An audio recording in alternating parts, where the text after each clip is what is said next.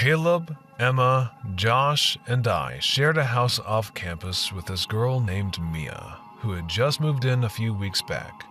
She was the quiet type. You know, the one who mostly keeps to themselves, but she was extremely jumpy. The girl would flinch if a door slammed too hard or if someone walked up behind her. We all noticed it, but nobody really thought much of it. That Friday, we were sitting around the living room chugging beers when Caleb brought up this TikTok prank video. Some guys pretended to break into their friend's house while he was sleeping, scaring the hell out of him. "We should totally try that on Mia," Emma giggled. "Bet she'd jump high enough to hit the ceiling." Too wasted to think straight, we nodded. Caleb grabbed a ski mask from his Halloween costume and a fake knife from the same set. Plastic, obviously, if you looked close enough, but in the dark, it could pass. For real. The plan was simple. Caleb would burst in wearing the mask and scare the hell out of Mia. I'd silently record it on my phone, and we'd all laugh about it later. Maybe post the video if it was funny enough. Around 11:30, Mia went to her room. We gave her 15 minutes to settle in. Then, Caleb pulled on the mask. He slammed the front door and stomped through the house, making it sound like a break-in. "Stay quiet and you won't get hurt," he shouted. We heard Mia's door slam shut. Caleb looked back at us, grinning under the mask, and headed down the hallway. I followed with my phone recording. Emma and Josh were right behind me. Caleb kicked Mia's door open and rushed in, waving the fake knife. What happened next took maybe 3 seconds, but I remember every detail. Mia shot up from the bed with a butcher knife in her hand. She moved faster than I thought a person could move. 1 second, she was curled there. The next, she was swinging the knife like her life depended on it. The blade went straight into Caleb's side. Caleb screamed and stumbled into the hall. The ski mask slipped off his head. Blood spread across his shirt, soaking through as he fell against the wall. That's when Mia saw his face. She knew it was Caleb, but nothing stopped her. Her eyes looked wrong and empty, like she wasn't really seeing him. She just raised her knife again and drove it into his back. Emma screamed, telling her to stop, telling her it was a prank, but Mia didn't stop. She let out this raw animal scream and came at us, the knife still dripping. Caleb was on the floor trying to crawl away, leaving a dark trail across the wood. I grabbed Emma and yanked her back. Josh was already gone. We bolted for the bathroom at the end of the hall. I shoved Emma inside and slammed the door behind us, locking it just as Mia hit it from the other side. She started pounding. Each hit rattled the door harder than the last. "Open the door!" she screamed. "Open the door right now!" "Mia, please!" Emma sobbed, pressed against the far wall. "Please, it was just a prank. We didn't mean to hurt you." The pounding stopped. For a second, I thought she'd calmed down. Then the doorknob started shaking as if any second it'd come off its hinges. "She's gonna break it down," I whispered, scanning the room for a way out. The bathroom had a small window that opened to the side yard. I shoved Emma toward it while Emma kept jerking the handle, harder and harder. I could hear her panting through the crack in the door. Emma got the window open and climbed out. I was halfway through when I heard the wood splinter. She was breaking down the door. I fell out of the window and hit the bushes hard. Emma grabbed my arm and yanked me up. We ran around out front, hearts pounding. Our breath fogged the air. We eventually called the cops and paramedics. When the ambulance and police arrived, they found Mia sitting on the floor next to Caleb, covered in his blood. The knife was on the ground beside her, and she was rocking back and forth. The paramedics got Caleb on a stretcher and rushed him out. One of the EMTs told us that if the knife had gone half an inch to the left, he wouldn't have made it. The police separated us and took statements. And when they interrogated Mia, we got the shocking truth. She'd been attacked in her apartment 6 months before moving in with us. Some guy broke in while she was sleeping and held her at knife point for hours. She'd never told us, just said she didn't like living alone. Her therapist confirmed she had severe PTSD. She'd have panic attacks and couldn't sleep without medication. She kept the knife by her bed because she couldn't feel safe without it. And we'd recreated her worst nightmare as a prank. The detective kept asking why we thought it was a good idea. I didn't have an answer. Caleb spent a week in the hospital. When he came home, his parents wanted to press charges against Mia, but the DA said it was self-defense. She genuinely believed that someone was attacking her. Mia moved out that same night. I haven't seen her since. The house felt wrong after that. We could still see the bloodstains on the hallway even after we scrubbed them out a dozen times. Emma moved out first, then Josh. Caleb dropped out of school. Last I heard, he's back doing therapy for PTSD now. I can't even watch prank videos without feeling sick, let alone do it. That night taught me something I wish I'd known sooner. When you mess with someone's fear, you're taking a gamble. You think it's harmless, that they'll laugh it off later, but you never really know what you're waking up to. I'd wanted to be in Jess's circle since freshman year. She was a bit reckless, but she was cool and had the right friends, and that charm that made professors love her. So, when I got paired to room with her sophomore year, it felt like hitting a jackpot. Our other roommate was Leah, this quiet girl who mostly kept to herself. She was fine, just boring. And Jess hated boring. After a few failed attempts to invite her to parties, Jess started getting annoyed. It's like living with a ghost. One night, Jess was muttering about what a stuck-up witch Leah is, and I was forcing laughter to play along. Amidst the harmless banter, Jess brought up Sora AI, which could make realistic videos of anyone doing anything. What if we make it look like our roommate isn't as innocent as she acts? That's kind of messed up, Jess. It's just a harmless prank, Riley. It'll be funny. I should have stopped her. Instead, I just sat there and watched as Jess created the videos. The first one showed Leah at the campus bookstore, slipping textbooks into her bag. The next had her cheating on an exam. Then, one of her making out with a young professor. By morning, those videos were in every group chat, campus forum, and even professors' inboxes. By lunchtime, people were filming her walking past them, adding captions like, "Liars spotted." I saw Leah that evening. She looked destroyed, like she had cried for hours. Her eyes were red and her hands were trembling. "That's not me," she kept muttering. "I'd never do that." I told Jess that maybe we should come clean, but she just rolled her eyes and said, "And ruined the joke? Relax, Riley. It'll blow over by tomorrow." But it didn't. That night, Leah didn't sleep. I could hear her pacing for hours, muttering that people were watching her through their screens. Around midnight, the door slammed open. I jolted up. Leah was standing in the doorway, backlit by the hallway. In her right hand, she was holding the kitchen scissors we used to open packages. "Leah?" Jess whispered, rubbing the sleep from her eyes. "You did this. You made the videos." Leah's voice cracked. Jess laughed nervously. "Okay, you seriously need to chill. Nobody made anything. You're freaking out over..." "Don't lie. You used that stupid program. I can tell." I sat up. "Leah, just..." "Alright, even if I did, it was a joke." "Jesus, Leah, it's not like anyone actually..." "It was my face, Jess." Leah's voice got louder. "Leah, please, just put the scissors down. We can fix..." "It's everywhere," Leah sobbed. "People won't stop talking. Matthew tore up my assignment today, said there's no point in pretending if I'm just gonna sleep my way to A's.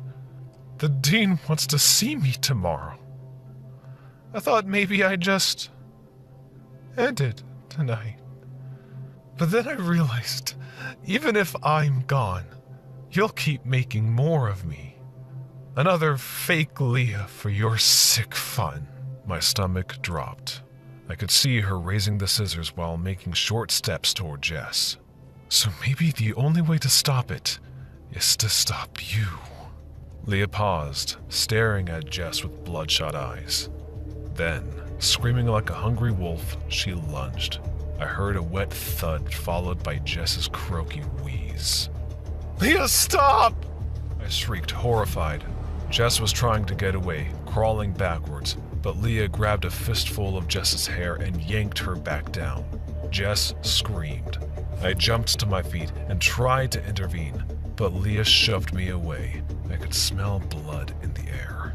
She climbed on top of Jess and rained punches all over her face. I grabbed Leah's shoulders, begging her to stop, but she was out of control. She whipped around, her face inches from mine.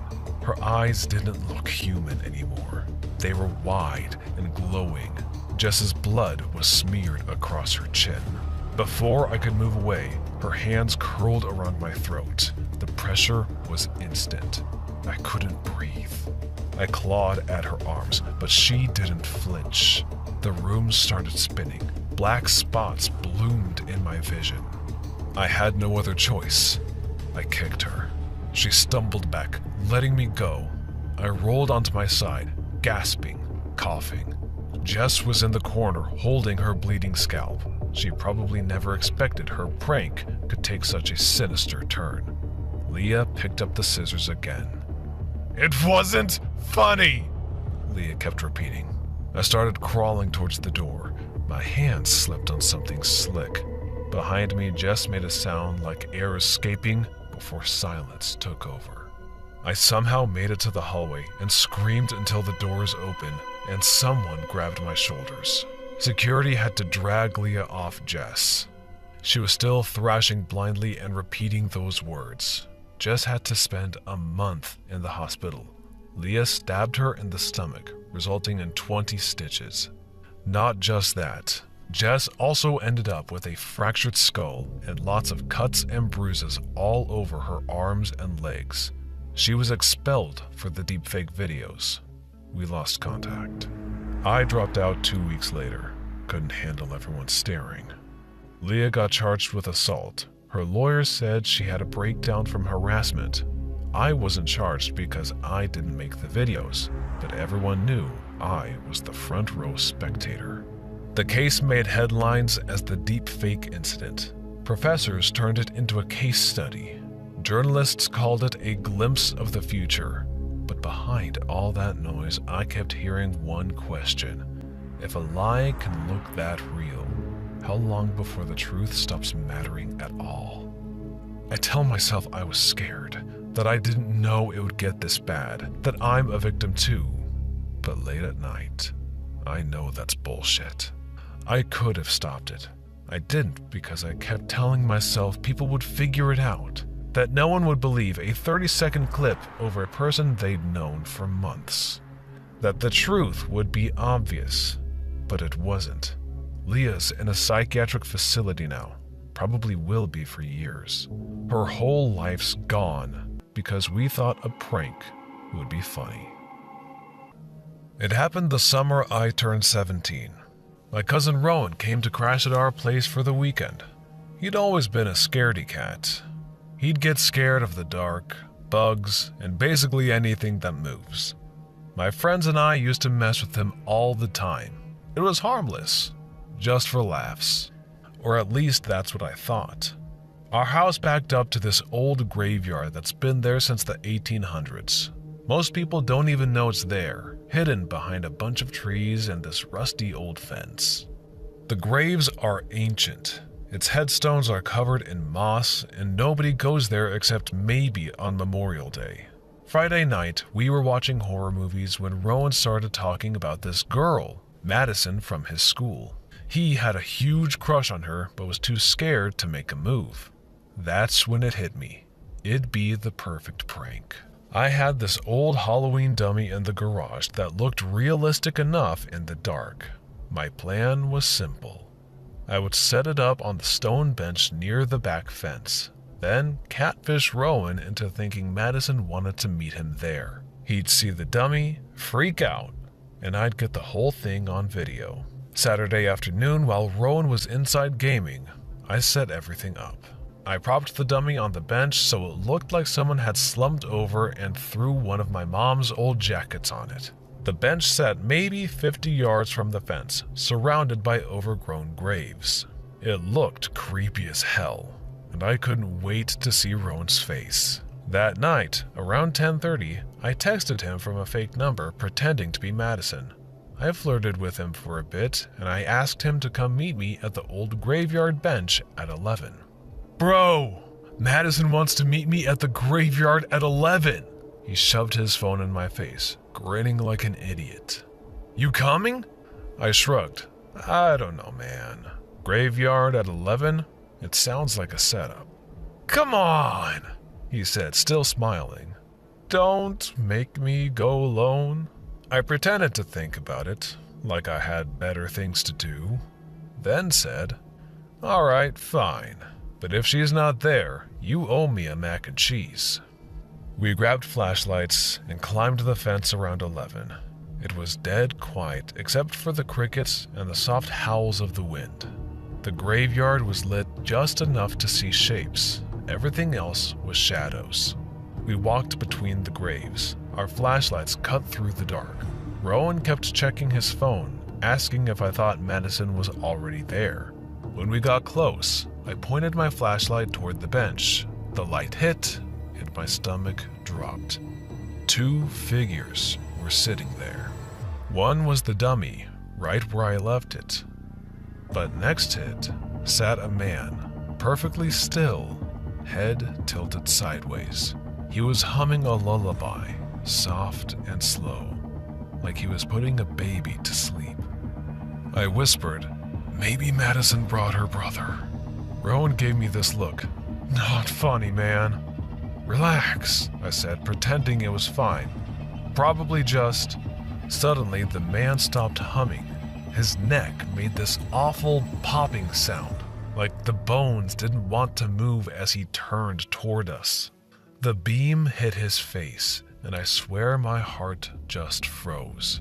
His eyes were slick and shiny, and something was leaking out of them. It dripped down his cheeks and caught the light. He reached over and brushed the dummy's hair tenderly, like it was flirting with his lover. "My wife looked just like this when I killed her," he purred.